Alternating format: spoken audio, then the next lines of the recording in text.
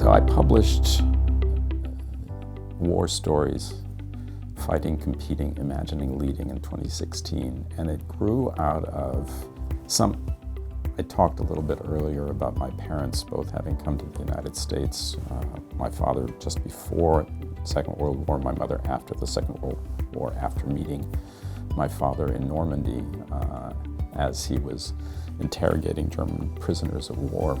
And so the Second World War is a very deep and personal memory for me, even though I didn't exist when the combat actually occurred. But 1994, I had to be in Europe for a wedding, and so my wife and our two boys and I went to Normandy and to the landing beaches.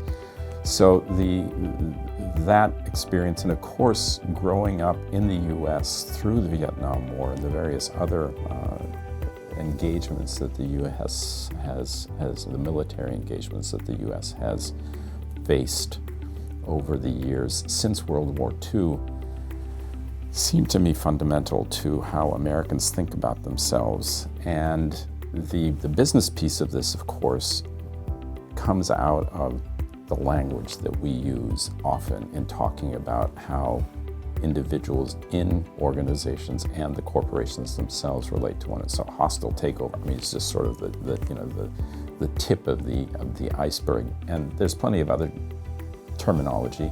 We read Sun Tzu because we think it's a model for how business people need to relate.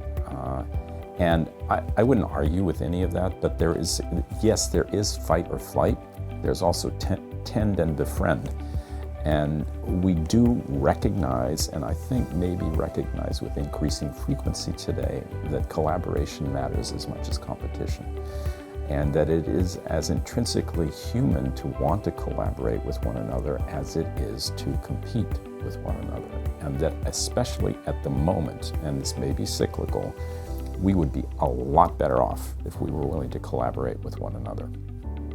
I mean, the other piece of this, or at least an other piece of this, comes with Dwight Eisenhower, right?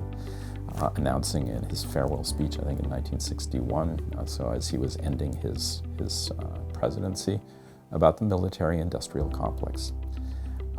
No one could have known better than Eisenhower what this meant, and of course that alert has echoed down the decades since, because it's a reality, it's a piece of what it means for American society to function as it does. And so it's not just the language that individual business people use, it's also the reality of the way business is done for a significant part of American society. And there is virtue there, but there are also significant negative outcomes of which I think we need to be aware and that we ought to curb if we can. So there is the individual piece, the sort of psychological piece, and then there's this industrial piece that I think is very real. I would say too that I inherited a course here at Sloan in, it would have been 2013 or 2014, called Leadership Lessons Learned from the Military. This is a course that at the time was being taught by vets in the MBA population, and specifically in Leaders for Global Operations. And I took over a mandatory two-year leadership course for the LGOs, and at the same time inherited Leadership Lessons Learned from the Military. And for the first 3 or 4 years, we had an enrollment of, 20, 25 people, and then suddenly the enrollment went through the roof and has stayed there. So we now routinely bring in 70 to 80 people. And the course is at the same time an alert to the risks of thinking in military terms about leadership and about leadership in business, and celebration of some of the virtue, and of course this is an ethical question, right, of the service.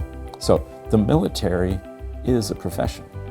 They serve the nation, they serve the people of the nation, the citizens of the nation. and they have standards. And of course, that's something that we respect, that we admire in the military.